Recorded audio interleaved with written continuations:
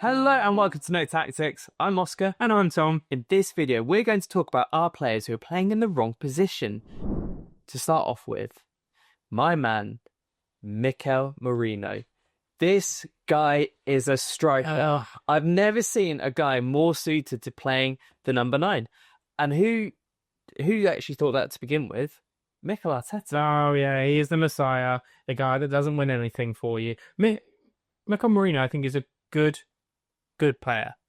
I think he's probably a better striker than Gyökeres, just putting it out there. But I believe a player like Mikel Merino could be more respected in his position. Absolutely. Like, I think about it.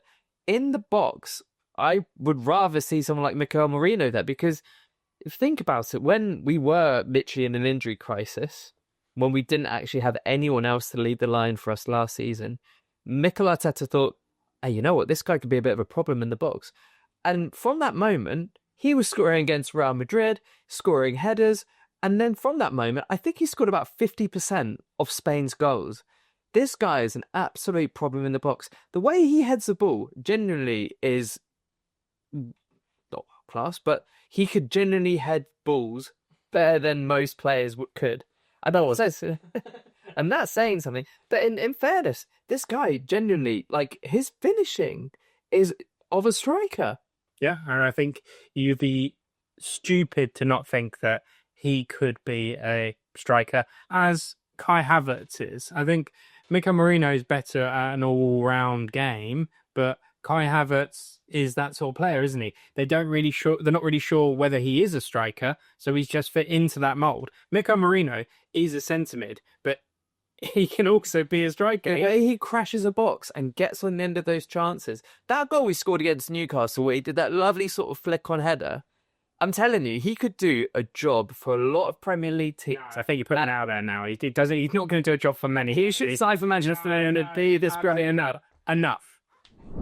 The next player has played in this position many, many times before, and it is the position he should be playing in. However, the manager of Manchester United, Ruben Amorim, decides that Bruno Fernandes is an 8. He is not an 8. The guy is so good at passing that he should be a 10. He is a 10. And I think you think back to Roy Keane and Paul Scholes going, oh, if you're a midfielder, you're a midfielder. No, that's not how it is anymore. You have your position. You're either a 10, an 8, or a 6. And Bruno Fernandes is sometimes played as a 6, is sometimes played as an 8, but he doesn't rarely ever get into the position of 10 because of the stupid formation we play. I think he just could. He's an attacker. It's crazy. Like, if I think about Bruno Fernandes at his best is being a stat padder. He gets goals. That's one season during lockdown. He was honestly doing bits of my FPL team. Why was that? Because he wasn't playing centre mid, Amorim. Yeah, and I think if you look at him, like, every single season he's been at Man United, he's scored a bag full of goals and loads of assists. He's been our best player signed from after the Fergie era. I would put it out there completely. 100%. I agree with that. And if you think about it, the reason why he's been in those positions is because other managers have understood that he is a number 10, or he is going to be a false 9, or he is just going to be... He's productive. He's going to be one of the front players. Don't put him just in front of the defence. What was the point of it? And you know what my problem is, Tom? You know what my problem is, Bruno?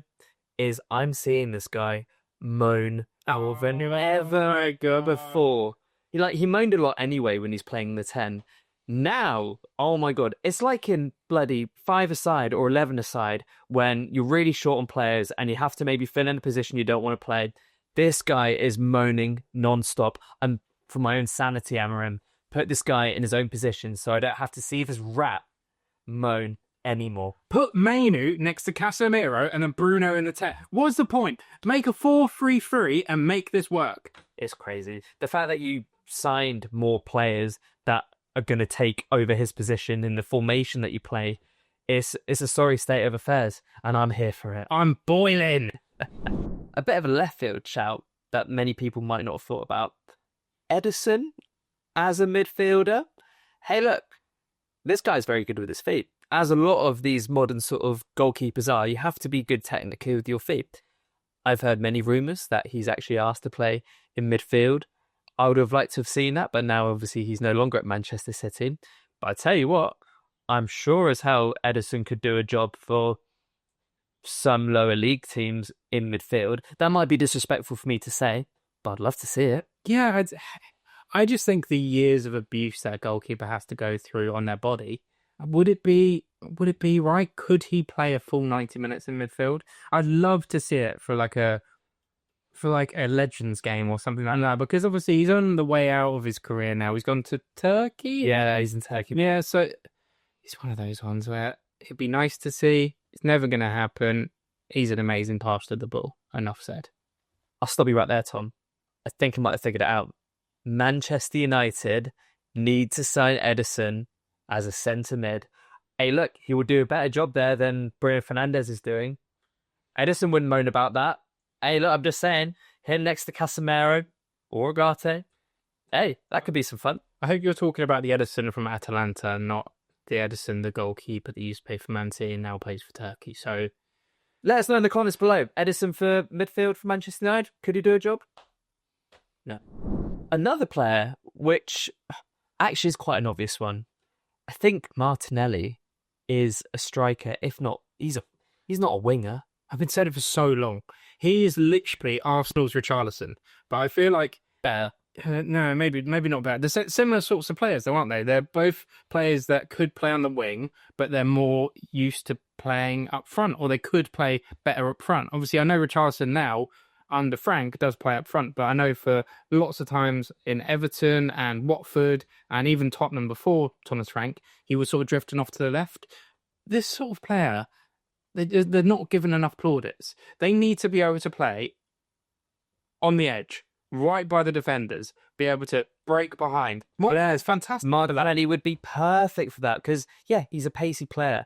And I think the problem is, as a winger, like, you know, you've got to be sort of be able to take on a man. This guy's just looking down on his feet and just running into brick walls. I actually quite enjoy watching him when he's up front, getting him behind. He did a couple times for that for us, maybe last season, but definitely throughout the years. Even when he first broke into the Arsenal team under Unai Emery, I'd never heard of this kid when he first signed. You know, he came from like the random favelas of Brazil, and he had a hot streak of scoring when he was playing up front. I want to see that again. That I genuinely think he had still have a role to play in this Arsenal team as a striker, or at least just more of an inside forward. Was he injured last season when Mika Marino went up top? Because if he wasn't, that is a clanger. As much as Mika Marino did well, like, what would have happened? I think we should just see it more. Like, and in front of goal, genuinely, in those sort of central areas, he's not a bad finisher. He could probably improve. But I'm telling you now, I think he'd have more of an impact as a striker, running in behind, getting goals, than he is as a winger. I'd like to see it. Yeah. Finally, we have the Super Scot. Man United legend. Napoli legend. Scott McTominay. Oh, it's just beautiful to see him now. He looks so handsome. It's him smoking fags after Napoli win the league. It's him looking all sexy with his hair slicked back. The guy could be a striker. And I said this when Man United was struggling heavily when we had Scott McTominay. He would come off the bench and score a banger. He would be absolutely fine in the midfield for Man United. But he was next to Fred, and Fred was not a good. McFred? Yeah, McFred happened, and it was a laughing stock. If we put him up front, which he started when he was younger, as a striker, yeah. Fairly see that now. So it makes sense, and I feel like a lot of players get moved further back when they're not good enough. I think Scott McTominay may have come into the United squad as a midfielder because he was just filling in a gap, and then everyone thought that he was a midfielder. He's a more of an attacking player than anyone really expected, but now you can see how that's come about with Napoli. In some sort of way, he would have been your Mikel Merino. And yeah, this guy, as soon as he came to Napoli, completely reinvented himself. I know you kind of alluded to it already that actually at Manchester United, he would do a job in those sort of upfront spaces, if that's even a technical word of saying upfront spaces.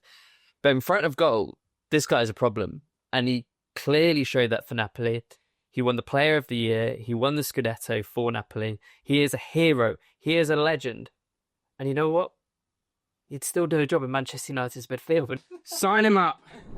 Well, those have been some players who we believe are playing in the wrong position. Let us know in the comments below. Do you disagree with some of our shouts? Were there any players that we have missed? Do any of these players play for Manchester United? But no. Give us a like, give us a comment, give us a subscribe. I have been Oscar. And I've been Tom. Thank you for watching. Goodbye.